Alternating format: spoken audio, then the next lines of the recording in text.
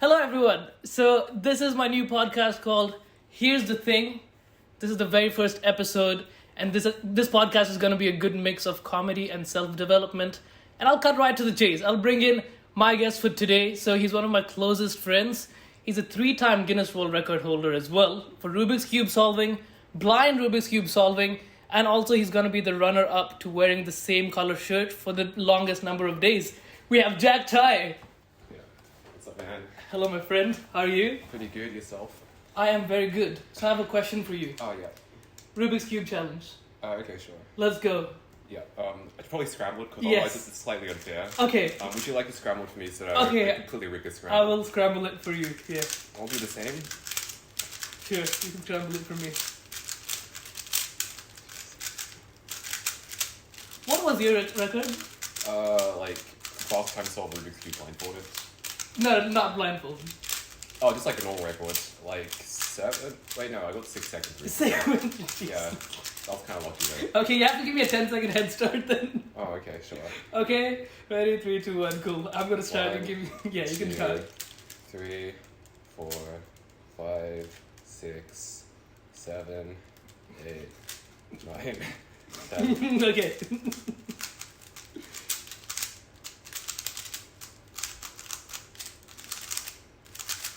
I'm done. Damn it. Hey, I got the whites almost done. Down. Pretty insane, isn't it? Yeah, that's not too bad. Yeah. Aside from the fact that those 2 corners are in completely wrong places, but it's pretty good. This is we don't talk about it.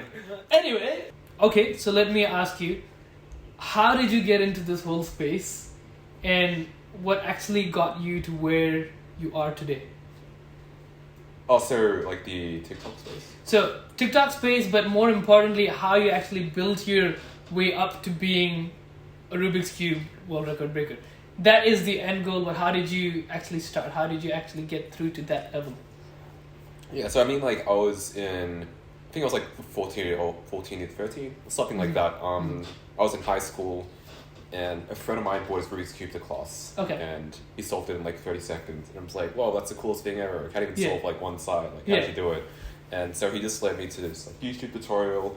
And then I'm just like, oh my god, this is cool. I tried doing this like 4 years ago, but I was like, I couldn't do it because I thought I was like an idiot or something.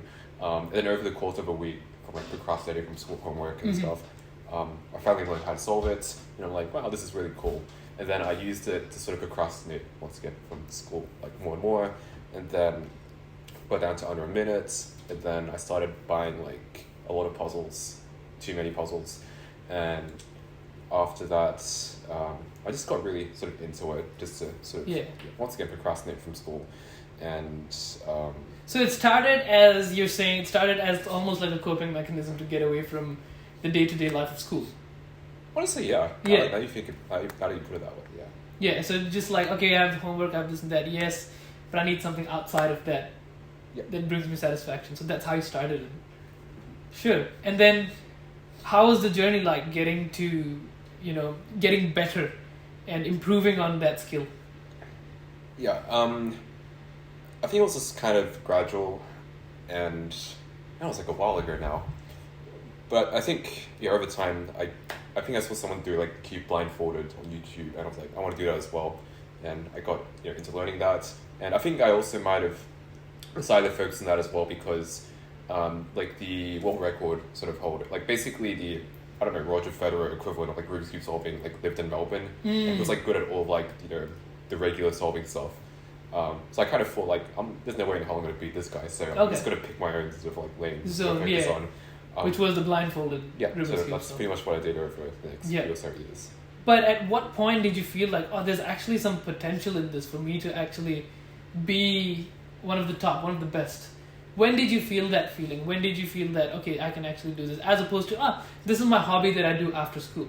Perhaps after breaking like the first national record or two back in like 2017. Like before I was like so struggling because my hands were shaking. I was like really nervous for a while and I couldn't achieve anything.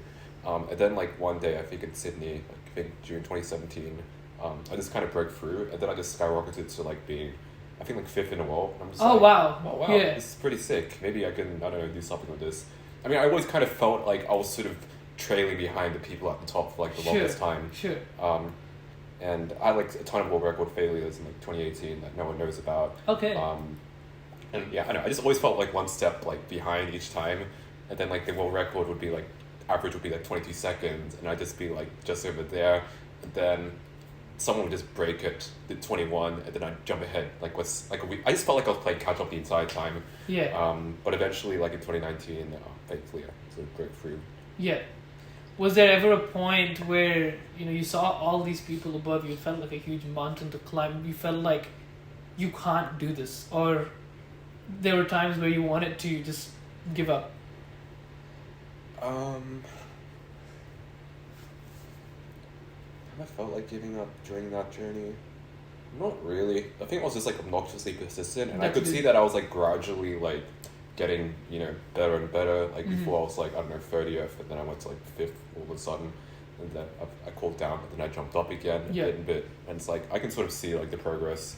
So it's kind of like it's like a matter of time, I suppose. Yeah. It did fortunately happen. So That is good. And what you said, because it skyrocketed you, that national record skyrocketed you to being number 5 in the world. What actually got you out of your room and into wherever they held the Rubik's Cube competitions?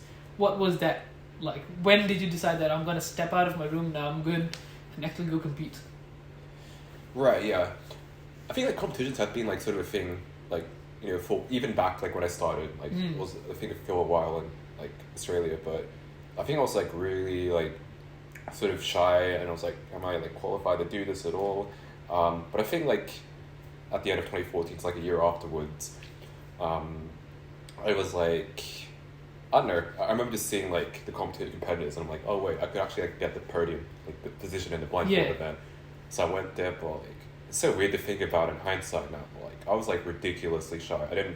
I just like went in the side like a chair, like in the front, and I'm just like I didn't talk to like a single person. I think there was like a person that talked to me a few times. But, Okay. like, I didn't make any initiative at all. Yeah. Oh no, there was this random like kid from primary school that talked to me the entire time. Well, like yeah, he initiated a conversation with me. He's a cool guy. But yeah, I was ridiculously shy. And then like when I went to like compete like in front of people, my hands were like, it was like basically like a living earthquake. So I completely butchered all my solves. I did terribly. I was just like, man, this sucks. But I was also kind of like, still kind of fun. So I might go again. Yeah. And then things gradually got a bit better. I mean, the handshaking was still like quite a major issue, even up to like, I think there was like a time in like Taiwan where I was basically like the favorite to win. I had like all the cameras on me, and they're like, oh god, here it comes again. Yeah. And I dropped down a third, and I'm like, oh damn it. Oh, damn. Yeah. But you never let that get you down. No. No. Was it that you had the feeling, that bad feeling, and then you chose to move past it? Or did you not get the feeling in the first place? I mean, obviously I have like down moments like all the time, but I just kind of kept going. Like I mentioned before, I had like a ton of national record failures, a lot of world record failures, but I just kind of know if I put in like, enough effort over time, then something's probably going to happen. Yeah. Which happened. Yeah. So, would you say that your way of getting out of that rut, let's say after something bad happens, is to just keep applying yourself to that same skill? Yeah, I mean, there's basically nothing else you can do to improve. True. Absolutely. So just keep going. Even if it's bad, you keep showing up. Yeah, pretty much. Yeah. I relate on that on some sense as well. I really like going to the gym, and for the longest time I was very, very, because you mentioned the hands shaking, right? When I first started, I was extremely sort of wary of where people were around me, and I felt that, everyone's gonna just be looking at me if I do something wrong. So I just used to stick with what was comfortable for me, okay? And I just bicep curls. Yeah. Maybe bench press. Were you sort of worried about how other people like? Yeah, because I was like, okay, I'm lifting in this manner. There's so many people in here who look way better than me and perform way better than me. They're lifting more weight. I walk in, what are they going to think of me? Oh, I'm lifting it this way. Are they judging me right now? What's going on? And at that moment, I felt like, fuck, I should just leave, like it's too much. Let's leave. But I focused on, just doing it. And I used to work out with a friend, which was definitely a great motivator because he knew a bit more than me, and I was able to learn from him. But when I started going by myself initially, I was just like, oh shit, there's a machine there, there's a squat machine there. Not gonna touch it. I'm not gonna touch it. Even use these. I don't know how to use it. I'm not even gonna try. So how did you get into? Do you use those machines now? Yes. So how did you get into like using those, like learning how to use So, one thing for me, and I again ignored those type of machines and weights for the longest time, and in the beginning of this year, I was like, I want to learn how to use those machines. I can start going for a class, but again, for the longest time, I put myself off of going to a class because I was like, oh, if I go there and people don't know how I am, people are going to judge me for how I lift the weight, it's going to be embarrassing. But I was just like, take one class. It's okay. If you don't like it, you can leave. Take one class. And I enjoyed it. I was like, okay, I'll keep going back. And then I went back for the next many weeks. Then I got fairly alright at like lifting the weights. I learned how to do all of those type of movements. For example, like a barbell squat. That used to freak me out because I was like, oh shit, what if I drop it on my spine and then I'm paralyzed forever or some shit like that. So then learning it, I was like, okay, this is fine. And then I started to implement it on my own when I went to the gym outside of the class. And for instance, in the gym, I used to stay in the front all the time. I never used to go to the back because that's like the powerlifting section where all the jacked people are. They have like chalk on their, clothes and stuff like that. Oh, it's so intimidating. But one day, I think maybe it was May of this year, I was just like, okay, I want to do a squat. I don't have a class today. Let's go. So I was like, okay, let's set up. It was a bit awkward, but I was like, cool, I at least know how to do this, so let's do it. And as I started doing it, and it got better. So I had that feeling inside of me that, this is going to be embarrassing, or I'm going to feel this way. But I knew there wasn't going to be any return from me feeling that way and not acting on what I actually wanted to do. So then I was like, okay, you're feeling this way, fine. But are you lifting the weight? No. So let's go lift the weight. So I started doing it, and it felt better. Then I got comfortable in that area as well. And when I got comfortable in that area, I was like, shit, so I didn't want to do this. Now I did it, and now I feel fine. What does that mean? That can apply to anything else. Exactly, yeah. Right? So, I'm feeling like this social event of 100 people could be intimidating for me. Okay, just go. Yeah. And did you feel sort of better over time? Did you get used to it? Exactly. Did you start caring less? I started caring less because, again, we've both been to it. Millennial Crisis, huge shout out. That event, when I first went there, I was like, fuck, there's so many people. And I was like, I would like to meet these people and talk to them. But I was... Yeah. Oh, could you describe what Millennial Crisis is about as well? Oh, yeah, of course. So, Millennial Crisis, amazing sort of social concept that was created by Demi, also shout out. She actually created this space for like-minded people between the age of 20 to 30, around that age, in the 20s, 30s, to actually meet and have deep conversations outside of social media, discuss their problems, discuss their personal lives, and basically form new friendships and relationships. So it's been a great space for me personally, and I think you found some value from going there as well. And it's been an interesting process. And when I first went to that event, I was quite intimidated by the number of people there. But I was like, let's try and talk to people. And when we split into a smaller group, it felt a bit better. And then I was like, I felt really good after going to that event because I was able to actually talk to people. And I was like, wow, that's great. Because usually people just want to have surface level conversations. So I felt better. And then I went to the next event and I was like, I would like to actually facilitate as well. Because if I was able to have such a good feeling going there, it would be great if I could help someone have that feeling as well. So I started to facilitate, and again, I was just like, oh shit, yeah, there's so many people. If I say something wrong, what are they going to think of me? But ultimately, it doesn't matter. Because everyone there is human as well. So you're just trying to figure it out together. You're trying to have a good time. So I felt that way. But now, I don't feel anything when I speak to large groups of people or speak for an extended amount of time. So that concept of just like, if you're feeling intimidated by something, and you choose to not act on the thing that you actually value, then you're further strengthening that anxiety of doing the thing. If you actually go and take action towards it, it's gonna at least reduce that anxiety. That's what I can say.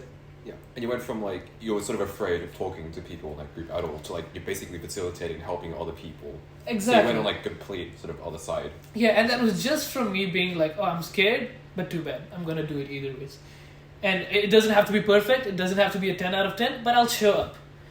So when I started showing up, it gradually got better, and that's where I was like, okay, these are the improvements I can make, stuff like that, whatever. But it's just all about being there in the first place, because that's the biggest step that you can take. Where if you're in your room feeling like, oh shit, I would like to do this, but I'm not doing it, every day that anxiety increases. It gets bigger and bigger. When you take the first step, it's all gone. And that's where those type of returns come from, the growth comes from. So it's interesting that you mentioned that as well. So I feel like it can be applied to almost anything. Pretty much, yeah. Yeah. It's like, yeah, like I said with the Rubik's Cube competitions, like at first, like my hands were shaking. I kind of like, you with like mental crisis. I don't talk to like, well, I mean, you did talk to people, but like I was like much further behind. I'm just like, how do I socialize with another human being? Oh my god, yeah. This is so because you difficult. mentioned you were shy at the first event. Yeah, but like after like a bit like started actually talking to people, and then like I think like in the Rubik's Cube board I've sort of gone like the two complete extremes, like going from like completely shy to talk to absolutely no one.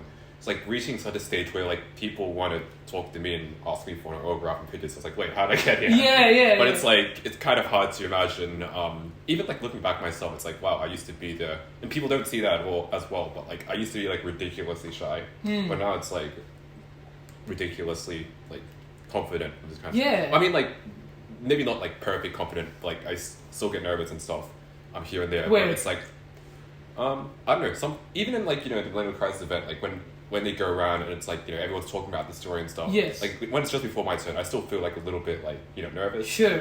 When I'm competing, I still feel like a bit of nerves, but I kind of just use it in a more, I think, productive way, because a little bit of nerves is like good. Yeah, of course. Helps you focus and all of that. But when it's like too much, then it's like you just kind of go over the edge, and then your hands just spaz out, and then you talk like a mumbling alligator. I don't know what kind alligator. Yes, of course. Alligators. Yeah. Yeah, I understand what you're saying, and see, it's important to have that little bit of nervousness, to have that little bit of anxiety to actually facilitate that growth. For example, even with starting this podcast, I was just like, shit, I'm going back proper online after so many years, and I'm not sure what I should say or do, but we're here, we're talking, that's it, Yeah. So it's all about just starting the thing and then gradually continuing on it. And I guess these days for me, the biggest mindset shift has been that if there's something that I feel like doing, I'm like, oh my god, that brings me a lot of stress. I'm like, good, cool, let's actually go towards that thing rather than away from it, because then that stress is just going to expand, as I mentioned earlier. So it's good to be able to do that and continually take action towards it. And again, it's brought you that return as well of going from someone who you said was extremely shy to where you are now. You can speak to literally anyone. Yeah, I mean, like, maybe it still takes a bit of like friction for me, I guess, in situations, but like, yeah, I'm definitely like a lot better compared to where I was before. What do you think you can do to reduce that friction?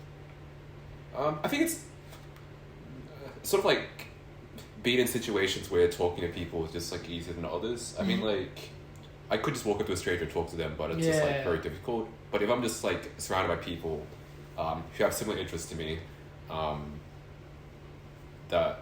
then I'm kind of doing that, interest. For example, I don't know, I was like hanging out with like a bunch of like skateboarders or like rollerbladers the other day, and we're just like skating with each other. And it's like, oh wow, we're doing like the same thing. Let's just chat. Yeah. And it's like, oh, maybe I can learn from you. Like you can learn from me. So it's like, it's like the same with the Rubik's Cube. It's like, we're just solving a Rubik's Cube together, this competition, and then it's like, oh wait, you're like a Rubik's Cube solver too. Maybe I can learn from you about this puzzle, and then like, I can learn. He can learn from me about this other puzzle or something like that.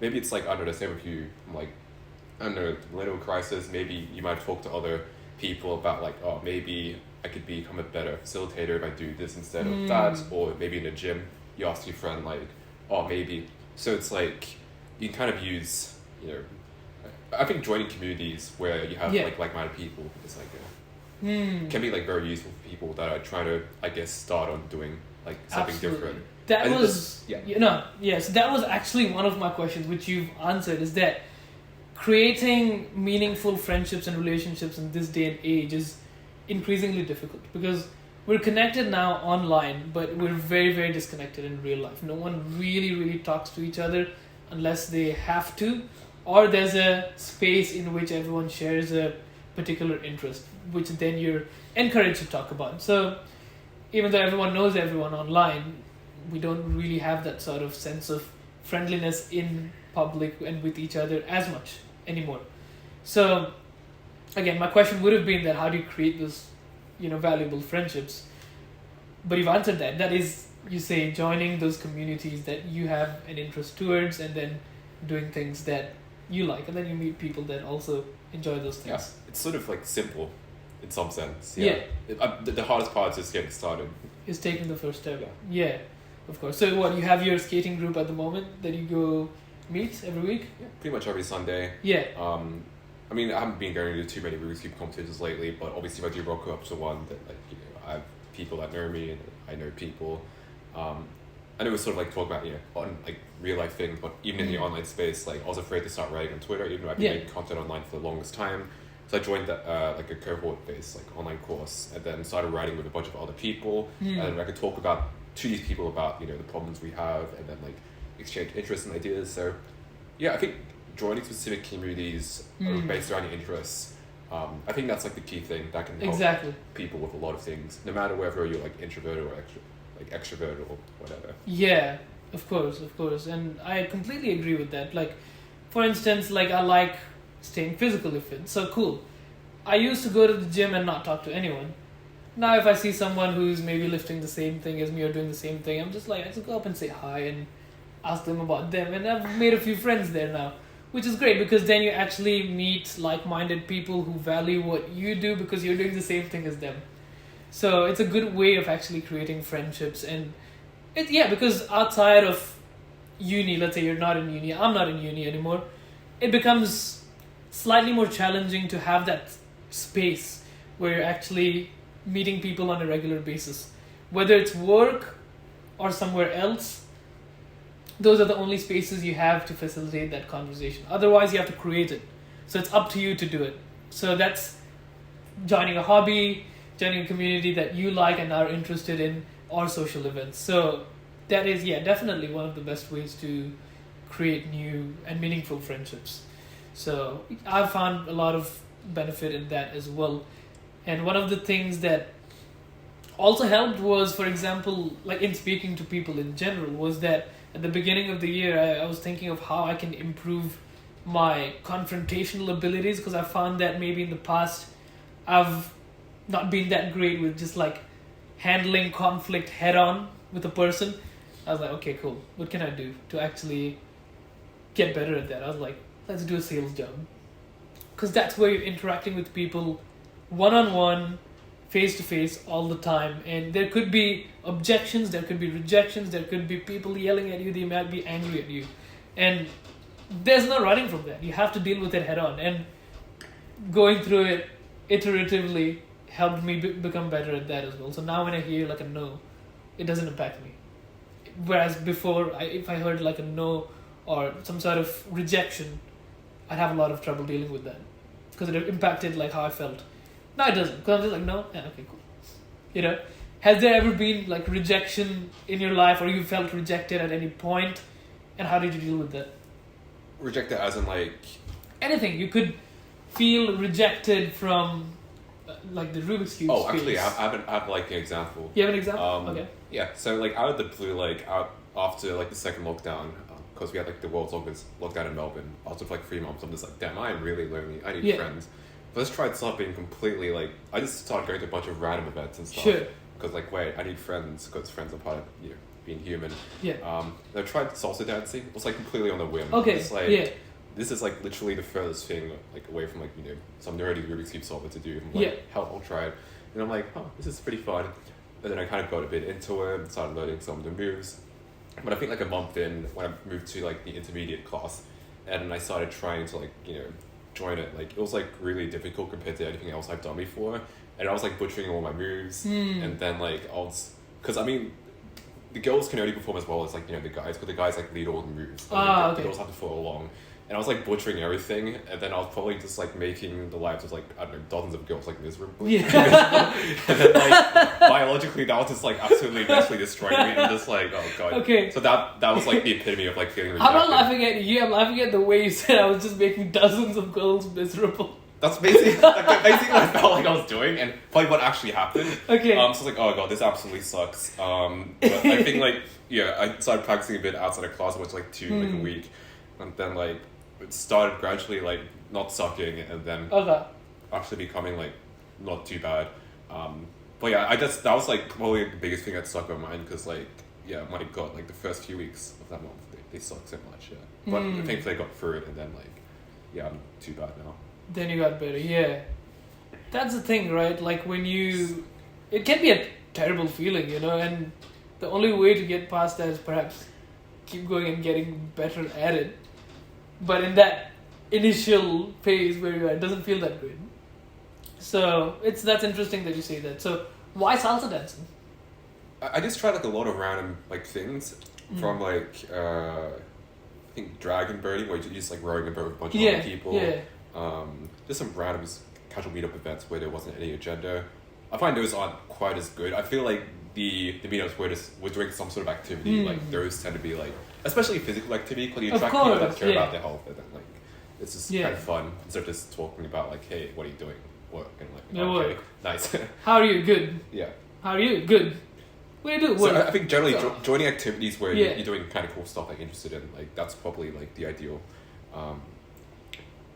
Like I just picked that and I just found it fun, even though I didn't expect it to be. Of course, but that's just what happens when you just put yourself out there and try random things. Put yourself out there, yeah, of course. And on that note, like we should talk about how we met, right? Because we haven't just been friends through uni or something like that. It's honestly, in my opinion, the weirdest and best thing that happened, because we were in lockdown, right? Melbourne went through 6 lockdowns, and that was probably the most difficult time of my life at that point. Would you say it was for you as well? Oh, definitely. Like, yeah. It wasn't easy because they kept opening up and closing again, opening up and closing again. So every time you think it was back to normal, it wasn't. So at some point I was just like, fuck, we're never going to go back to normal. So I was still like, I need to find some friends. I need to make friends, because most of my friends at that point had gone back to their place of origin. So because they're all university students, they're here to study, they're international students, so they've gone back initially then. So they were all back. I didn't have too many sort of friendships at that moment, and I was like, okay, I've got to find people. So I started using Bumble and swiping on men, which was very interesting because I am straight, so it was strange to actually approve and reject of guys, but once I got past that, I was like, clarify, this is like, you know, Bumble has like different sections. Like there's a dating section. Yeah. There's like a section where you make friends, just to clarify. And also like a section for like apparently meeting like business people for some reason. Yeah. Anyway, go on. So Jack's trying to say he's straight as well. Yeah, basically. So basically there was a friendship mode that you had. And while I was on that, I was like, cool, but most of the people turned out to be fucking MLM influencers. Every time you think you have a connection with someone, it was just a sales pitch, because they were just like, okay, how are you? Good, yeah, how you been? What do you do? Cool. And I was like, wow, this person's actually asking about me. And then they're like, cool, do you want to join my financial freedom program? And I was like, no. No. Has that happened to you as well? Oh yeah, countless times. Yeah. Now unfortunately, because of that, now I have issues with like genuinely entrusting people with what I'm going to say. I make sure they're not an MLM influencer before I actually go ahead and open up. So yeah, and I was just like swiping on dudes and going through all of that. I was like, fuck this. I don't know if it's gonna work. Let's just keep trying. And then one day we messaged each other, and then I was like, oh, this guy's interesting. What's his catch? What's the catch? Let's see. But then you were genuinely inviting, and you were like, oh, let's like have a FaceTime or something. And then we did that. I was like, cool. And then from there on out, we became friends, and we started meeting and like doing stuff together and rock climbing and whatnot. So it was a very interesting and strange way of meeting up. But it's good. I'm glad it happened because I've literally walked past you in 2019 when you were doing your Rubik's Cube solving at my university, and your university as well, Monash, during the Winterfest event. And I didn't even know you. Now we just are friends, which is interesting and so cool. Insane. So, how did you feel about that whole phase of your life and using that app, obviously meeting up with people as well? Oh, you mean like bubble? Yeah, and that period of your life. Yeah. Oh, yeah. Oh man, it's like I'm like accessing a completely different part of like reality. I feel like we've locked it up, thrown the key away. You know? Basically, yeah. It just feels like such a foreign like time of my life. Oh my god. Yeah, it was really. Yeah, strange times. Yeah. It was sort of like maybe a similar situation with you. Like I try to like look for like cool people and stuff, and then they'd say they're part of like an MLM, and I'm just like, which I realized later on. And I'm like, okay, this isn't great. But yeah, thankfully, I met people, like yourself. And then like that sort of gave me, I think, the confidence as well to sort of go out and meet people like in real life. And then that led to me joining some other group events, and then that sort of helped me develop myself like a lot better socially, I think. That's so good because we didn't have too many platforms at that point in time to actually go out and speak to people. So that definitely helped, and it's good that at least out of all those 300 MLM influencers that we spoke to, some of the people actually turned out to be valuable in terms of creating a meaningful friendship. So that was a good way to do it, an interesting time for sure in our lives. Not the greatest one, but we're here now. So that's all that matters, So going on from there, now that you're here, like what do you think is the difference in you like during lockdown versus now? Oh wow. I mean, like, generally happy because I can actually go out and meet people, do things. But I think it's also just because I've just done so many things like since then that it's like, I think I just feel better. I feel like I kind of have a better idea of what I'm doing. Also because I went to Thailand for a couple of months to sort of try a bunch of things to figure myself out. Yeah, I just feel better overall. It's more confident in what I'm doing. But I think largely, I think definitely a big part of that had to do with like what we talked about before, going out and getting yourself out of your comfort zone, trying different things. But it was kind of hard to do, especially a lot of the real life versions of those, like unless it was outside of a lockdown period. Yeah, exactly. So did you feel that it sort of curtailed your ability to exit your comfort zone, and because of that, it just suppressed you? Pretty much, yeah. I understand what you're saying. I felt something similar as well because, like, again, I came here to have a good uni life and just explore Melbourne and stuff. I really didn't get to do that much during lockdown. So, and again, socializing, for me at least, is a skill that needs to be worked on, just like going to the gym. So, I think because I didn't have too many new people to talk to, I just forgot that aspect of meeting with people, and it became more and more challenging to actually speak for an extended period of time with people when we actually got back to normal. And I was like, oh shit, like this didn't used to happen, but it is now. Like I'll meet whoever it is and then I'll need a couple days to relax before I can get back to normal. And I was like, oh, that's not good. So again, going back to the thing of just doing it, just being intimidated but doing it anyway, I think that really helped my ability to come back to where I was and surpass that as well now, which is interesting. It's good that we're in this space now because that lockdown time wasn't great at all. So it's good that again you've come to this point here and stark difference, right? Yeah. With going and traveling as well, what did you learn in Thailand when you were there? I think just being able to talk to so many different people from like so many different backgrounds, try different things. Sure. I mean, one thing I wanted to try out was just like kind of living like on my own, because one idea I had in my mind was like I want to live on my own in a big city and that'd be cool. Yeah. I hated that, honestly. Really? Even though like I consider myself as someone with more introverted tendencies, like I still like being around people. Sure. So I stayed in like hostels like the entire time because I got to just like it was very easy to just meet people and just like hang out with like random strangers and get them to film TikToks for me for work. So yeah, some free labor in the mix too. I went to Thailand for cheap labor. Yeah, basically.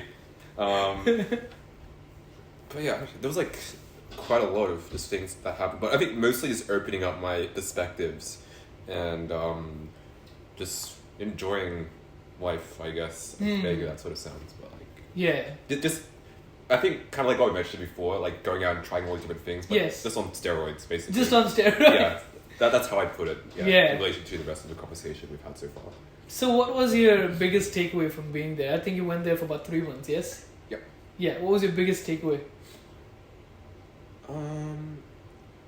I think it's the kind of stuff that I want to do more, but you know, it'd be also nice to learn like, you know, the language of whatever place I go to.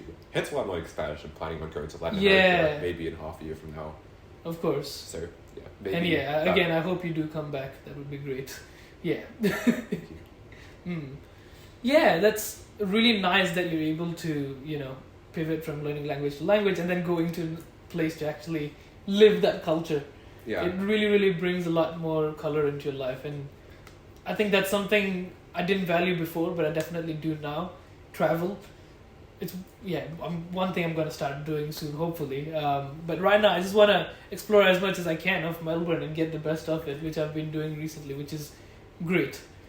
Going on hikes is the next big thing that I would like to do. I haven't been on one before, so. Well, you haven't been on one before. I haven't been on one before, like here in Melbourne. Oh, okay, yeah. I've been on hikes in Singapore and things like that. But you haven't been on one in Melbourne. Never in Melbourne, because there's never been an opportunity. Oh, wow. In the last 2 years at least. There's opportunities now, so I would really like to go and do that.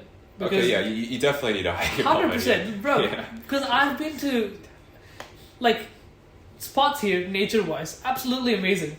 Never really valued that before until I went to a really good, like, open expanse sort of land area, and I was like, damn, this looks like the Windows XP wallpaper. Like, so nice, you know? So I really want to experience that more and be outdoors more, because I find that when I'm just in my room and I don't have too many things planned for the day, I just end up scrolling my phone or going on Netflix, which at that moment seems good, but it's just a quick dopamine hit fix to just feel good in that instant moment. But it doesn't feel great afterwards, because it's neither productive nor it's relaxing, so you're just in the limbo zone and it doesn't feel great. So that is something I actively try and prevent. So if I'm outside, definitely I'm talking to people and I'm doing stuff, so I'm gonna naturally use my phone less.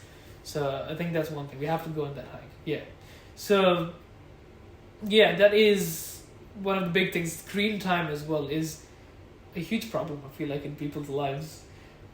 Maybe perhaps not for you as much, because you create a lot more. Yeah, but I mean, like, I sort of really procrastinate more than I should. So. Yeah. But I try to do it like while having like to manage subtitles, so I still feel like I'm productive. Yeah. So do you feel that you get sidetracked here and there? All the time. Yeah. But that's just like just a problem you have to deal with when you spend a lot of time making TikToks or doing all that kind of stuff. But you can take like measures to sort of prevent that. Like, for example, like turning off notifications for almost everything. One thing I do, like, that's like an absolute game changer is like putting my phone away, like further away, like when I don't use it. I use it like all the time before I go to bed, like, because I used to like watch YouTube like in my bed all the time, and then I just like nowadays I just put my phone like on the other side of the room, so I'm like forced to get up and turn off the alarm. Yeah. And then like once I'm out, I'm like, oh, I'm already out. I should probably go brush my teeth. Do you ever go back to bed?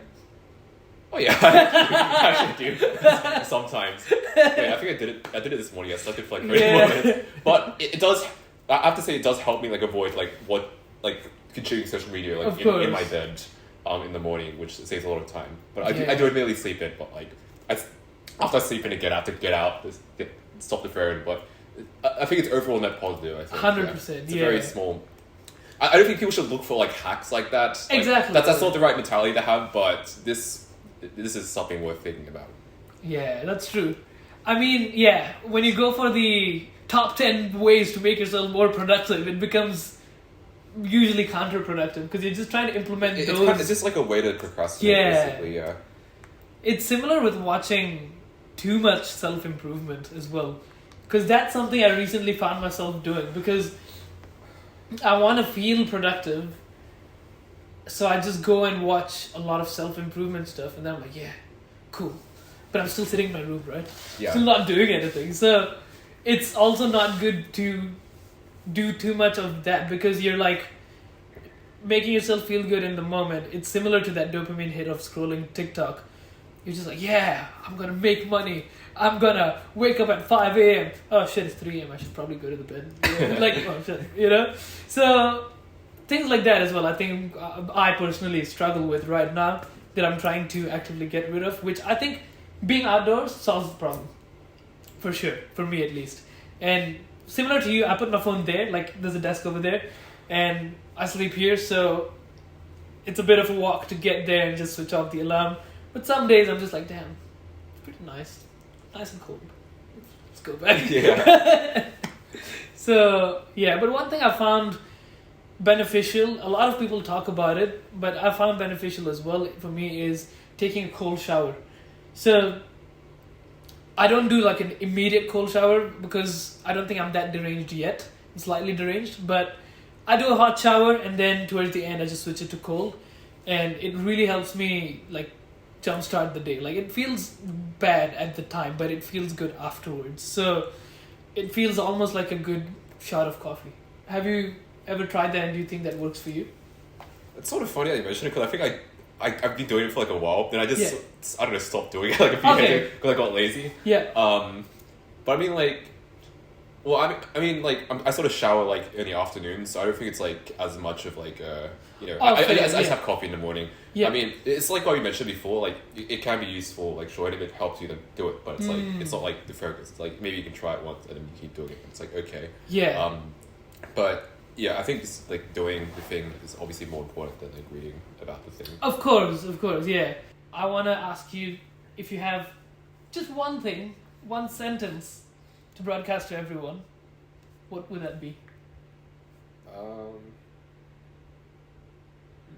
Life's kind of short, yeah. Life's kind of short, my friends.